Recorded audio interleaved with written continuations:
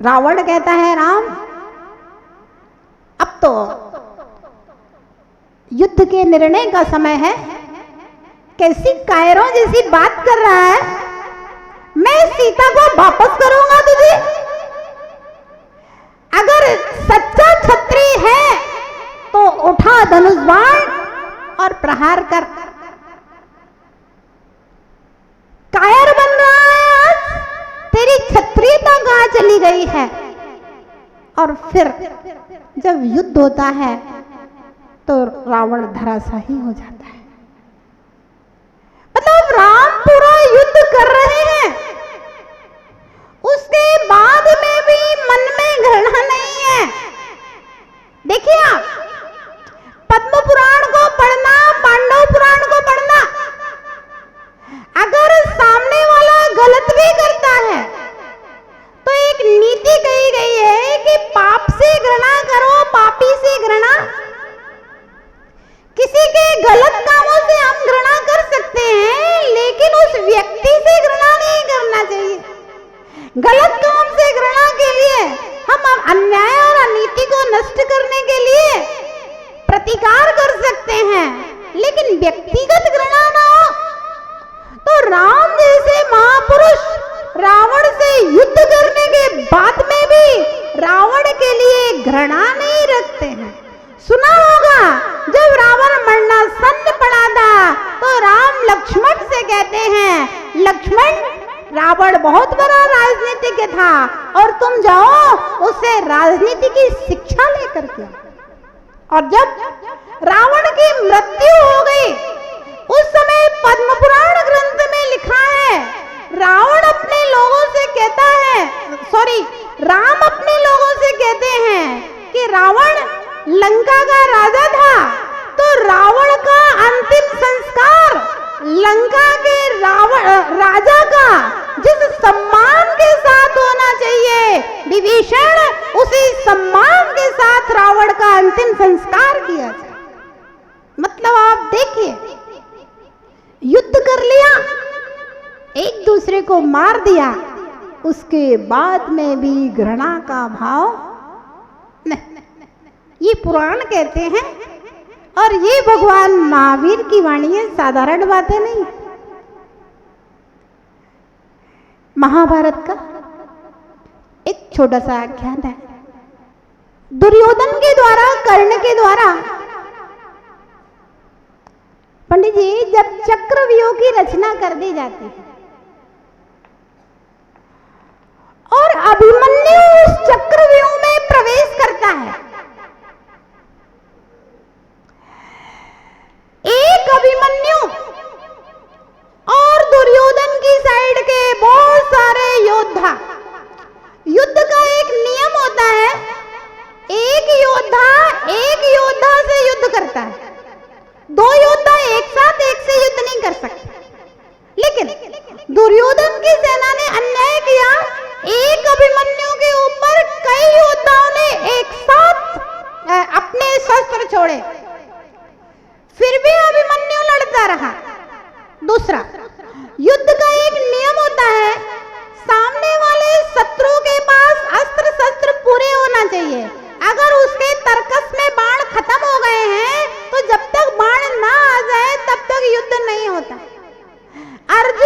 अभिमन्यु के तर्कस में बाण खत्म हो गए, उसके बाद में भी दुर्योधन की सेना के योद्धा उसके ऊपर प्रहार करते रहे, तो उसने रथ का पहिया लेकर के घुमाया और सारे के सारे योद्धाओं के धनुष बाणों को निष्क्रिय करता रहा। और अंत में अभिमन्यु अन्याय और अनीति का शिकार होकर के मरणासन्न अवस्था को प्राप्त हो गया। तो दुर्योधन आदि सभी भाई, सब लोग अभिमन्यु को मरा हुआ छोड़ करके, समझ करके चले जाते। उस समय एकमात्र कर्ण रह जाता है, बाकी सब चले जाते हैं।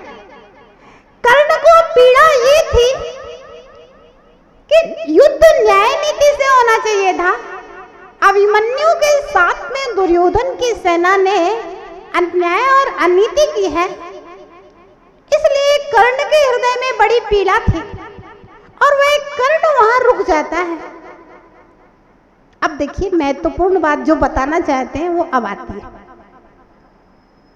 उसको ध्यान से सुनना। कर्ण एक गिलास पानी लेकर के जाता है, बोला अभिमन्यु प्यास लग रही है, ये पानी पी लो। जवाब में अभिमन्यु क्या कहता है वो सुनिए। देखिए,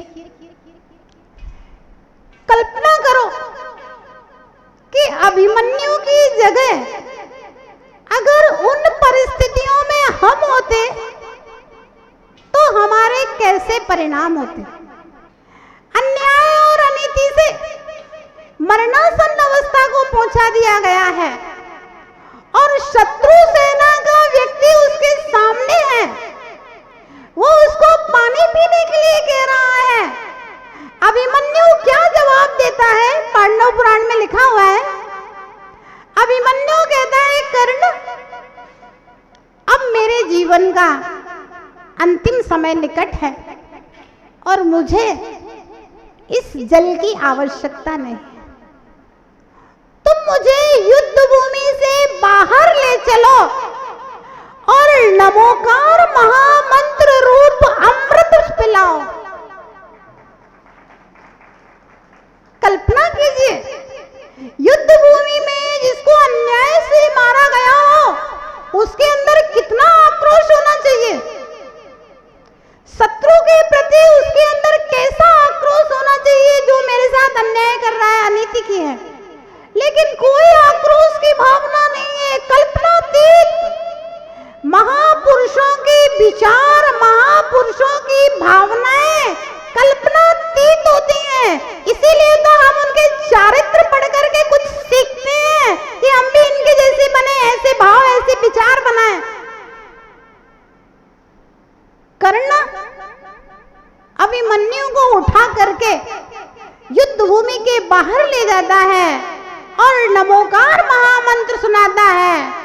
पंच परमेष्ठी की आराधना को सुनते ही अभिमन्यु अपने प्राणों का विसर्जन करता है और 12वें स्वर्ग में जाकर के देव उत्पन्न होता है। भव्यात्मा,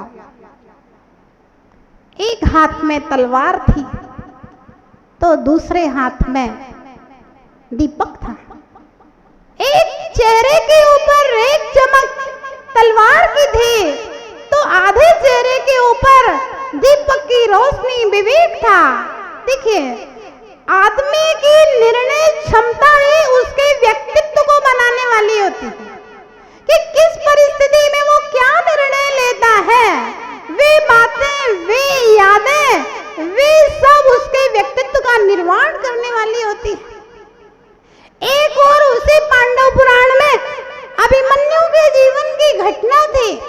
देखिए, पांडवों की साइड के जितने लोग मृत्यु को प्राप्त होते थे वे सब न्याय और नीति के लिए तलवार उठाने के कारण से स्वर्ग में जाते थे और दुर्योधन की साइड के कुछ लोग छोड़ करके भीष्म पितामह, द्रोणाचार्य, कृपाचार्य वगैरह वगैरह कुछ लोगों को छोड़ करके जितने लोग मृत्यु को प्राप्त होते वे सब नरकों में जाया करते थे। पांडव पुराण और महापुराण और पद्म पुराण वगैरह उठा करके देखा। दूसरी घटना ठीक इसके विपरीत, दुर्योधन जिस समय मरणासन्न अवस्था में पहुंचता है, मतलब मृत्यु निश्चित है दुर्योधन की, उस अवस्था में पहुंचता है, उस समय श्री कृष्ण दुर्योधन के पास आते हैं और दुर्योधन से कहते हैं कि दुर्योधन अब तुम्हारा अंत समय निकट है और अब तो कम से कम तुम्हें पांडवों के प्रति दुर्भावनाएं और बैर भाव को छोड़ करके नमोकार की शरण लेना चाहिए। भगवान का स्मरण कर लो अपने जीवन की अंतिम सांसों में। श्री कृष्ण दुर्योधन को ऐसा संबोधन देते हैं। जवाब में दुर्योधन मालूम क्या कहता है?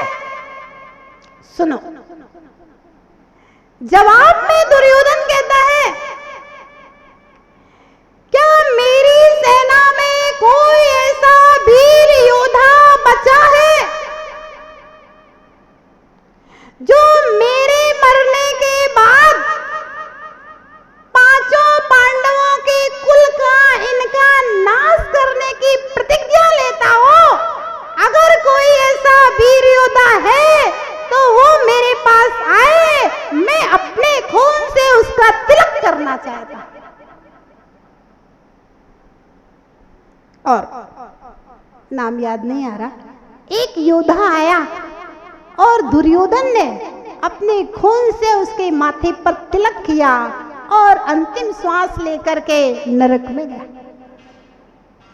ध्यान रखना, कौन ऊपर जाएगा कौन नीचे जाएगा ये हाथ की माला नहीं बताएगी, ये हृदय की अवस्था बताएगी, ये मन के भाव बताएंगे। ये महत्वपूर्ण नहीं है हाथ में तलवार है या हाथ में तिनका है, हाथ में माला है कि हाथ में भाला है, ये सब बातें महत्वपूर्ण नहीं है। हृदय के परिणाम कैसे हैं, हृदय के भाव कैसे हैं, वो हमारे व्यक्तित्व को और हमारे भविष्य का निर्माण करने वाले होते हैं, हमारे परलोक के संकेत देने वाले होते हैं। इंसान को अच्छा बनने के लिए शक्तियां, पंचम काल में शक्तियों के उपयोग की जरूरत क्यों है? चौथे काल में अधिकतम शक्तियां अच्छे लोगों के पास हुआ करती थी, महापुरुषों के पास हुआ करती थे, इसलिए शक्तियों का ज्यादा प्रयोग नहीं करना पड़ता था।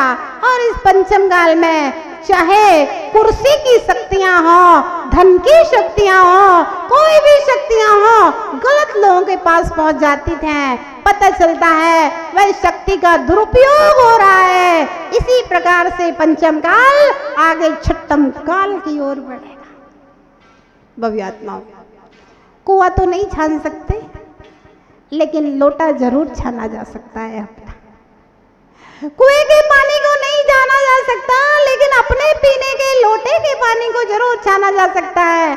आप उपदेश सुनने के लिए आते हैं तो मुनि का धर्म अलग है और श्रावक का धर्म, विरोधी हिंसा श्रावक के लिए मान्य कही गई है, वहां तक कर सकता है।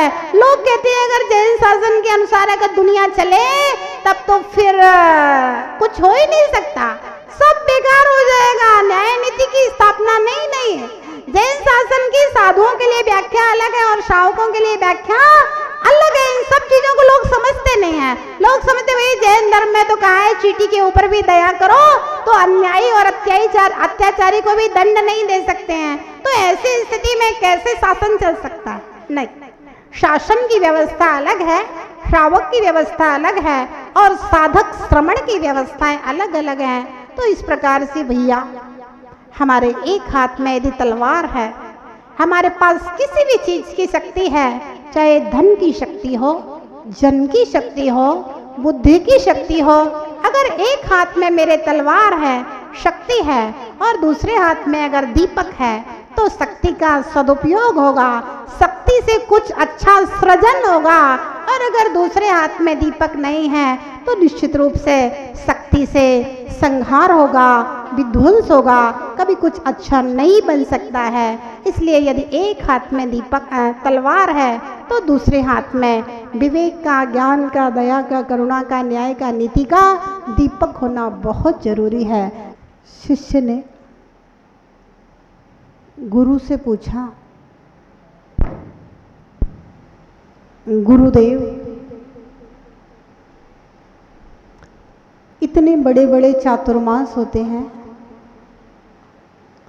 जिनमें करोड़ों रुपया खर्च होता है, इतने बड़े बड़े पांडाल लगते हैं, 10-10 हजार, 20-20 हजार लोग जिनमें बैठ कर के संतों के प्रवचन सुनते हैं, इतने बड़े बड़े महाअर्चना महोत्सव हुआ करते हैं, हजारों लोग जिनमें एक साथ बैठ कर के पूजाएं किया करते हैं, इतने बड़े बड़े अखंड पाठ हो जाते हैं भक्तांबर जी के, कल्याण मंदिर के, डमोकार के, महीनों महीनों ये अखंड पाठ चल रहे हैं, इतना सारा साहित्य छप रहा है, साहित्य बट रहा है, इतने बड़े बड़े ध्यान केंद्र बने हुए हैं, बहुत बड़े बड़े जिनालयों का निर्माण हो रहा है, इतनी सारी धर्म प्रभावना होने के बाद में भी इंसान का हृदय धर्म भावनाओं से भीग क्यों नहीं रहा? शिष्य ने गुरु से प्रश्न किया, इतने बड़े बड़े प्रभावना के कार्य तो पहले कभी होते ही नहीं थे, जो वर्तमान में हो रहे हैं। इतने पंचकल्याणक पहले नहीं होते थे, इतनी मूर्तियों की प्रतिष्ठाएं पहले नहीं होती थी, इतने सारे जिनालयों के निर्माण पहले नहीं हुआ करते थे, इतना साहित्य पहले नहीं छपा करता था, इतनी बड़ी बड़ी धर्म सभाएं पहले कभी नहीं हुआ करती थी। संत अपनी साधना करते थे। वर्षा योग के लिए कोई किसी को श्रीफल चढ़ाने भी नहीं जाया करता था, कोई समाज की मीटिंगें नहीं हुआ करती थी।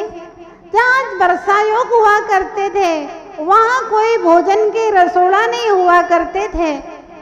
इतना सहज धर्म हुआ करता था कि संत अगर आ गया शहर में तो सहज ही समाज उसको श्रीफल चढ़ा करके निवेदन करके रोक लेती थी।